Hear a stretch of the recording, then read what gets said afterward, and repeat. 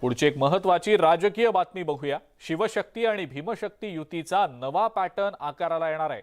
उद्धव ठाकरेंचा पक्ष आणि वंचित बहुजन आघाडीची आज युती होणार असल्याची घोषणा केली जाणार आहे आणि तसे स्पष्ट संकेत उद्धव ठाकरेंच्या पक्षाच्या वतीने आणि वंचितच्या प्रकाश आंबेडकरांच्याकडून देण्यात आलेले आहेत।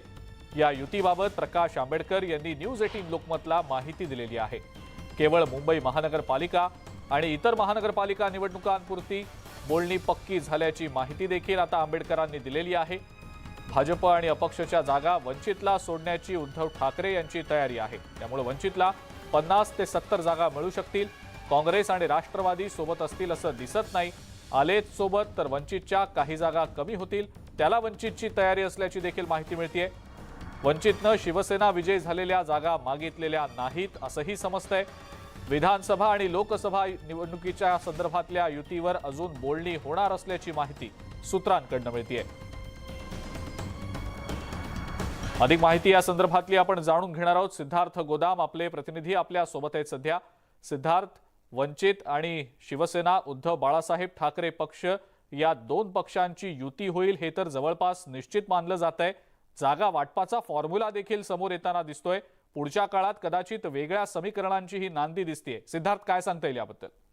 अजिंक्य, फार महत्वाची माहिती आपल्याला सूत्रांनी दिलेली आणि फार जवळचं सूत्र आहे। एक महत्वाची गोष्ट याच्यामध्ये बाळासाहेब आंबेडकरांनी हे स्पष्टपणे सांगितलेलं आहे त्यामध्ये की ज्या पद्धतीनं शिवसेना आणि वंचितच्या युतीची चर्चा सुरू आहे तर ती युती जवळपास झालेली आहे आणि ती युती फक्त महानगरपालिका मुंबई आणि इतर शहरातल्या ज्या ड्यू महानगरपालिका निवडणूक आहेत त्यापुरतीच ही युती आहे। आणि युतीसाठी मुंबईतील ज्या जागांबद्दलचं बोलणं होतं त्या सुद्धा तडजोड झाल्याची किंवा एकमत झाल्याची सूत्रांनी माहिती दिलेली आहे। त्यामध्ये भाजप असेल किंवा इतर अपक्ष जे जागा ज्या ठिकाणी त्यांच्या जागा आहेत आता त्या जागांवर वंचितला त्या 50 ते 70 जागा देण्याची जवळपास फॉर्म्युला त्या ठिकाणी एकमताने मंजूर करण्यात आलेला आहे। दुसरी एक अडचण अशी आहे की काँग्रेस, राष्ट्रवादी आणि शिवसेना हे एकत्रित महानगरपालिका लढतील का याबद्दल अजून साशंकता नाही, कारण काँग्रेसने एकता चलोरेचा नारा दिलेला आहे, राष्ट्रवादीने आपली भूमिका नाही मांडली। त्याबद्दल सुद्धा तडजोड करायची तयारी या ठिकाणी ठेवण्यात आलेली आहे। काँग्रेस, राष्ट्रवादी आणि शिवसेना एकत्रित येऊ शकत असतील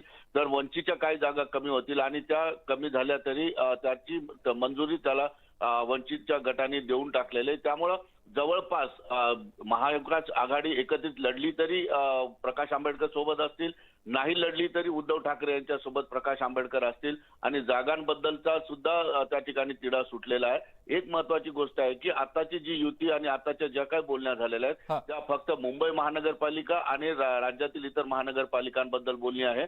येणाऱ्या विधानसभा आणि लोकसभा बद्दल कसल्याही पद्धतीची युतीची बोलणी झालेली नाही। बरं सिद्धार्थ, धन्यवाद। सविस्तर माहिती आपण दिलीत त्याबद्दल।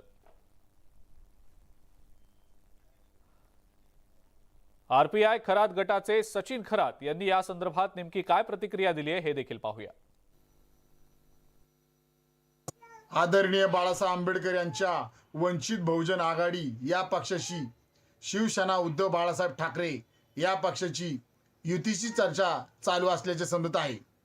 परंतु जर आदरणीय बाळासाहेब आंबेडकर महाविकास आघाडीत जर आले तर त्यांचं मनापासून स्वागतच आहे, कारण आदरणीय बाळासाहेब आंबेडकर हे महाविकास आघाडीत येण्यामुळे जो भाजप पक्ष जातीवादी, धर्मांध, संविधान विरोधी आणि लोकशाही विरोधी जो पक्ष आहे याला सत्तेपासून थांबवण्यामध्ये मोठ्या प्रमाणात मदतच होईल। तसेच महाराष्ट्र राज्यामध्ये आणि भारतामध्ये रयतेचे राजे शिवाजी महाराज, संभाजीराजे फुलेशाह आंबेडकर यांचा विचार अधिक मजबूत होईल।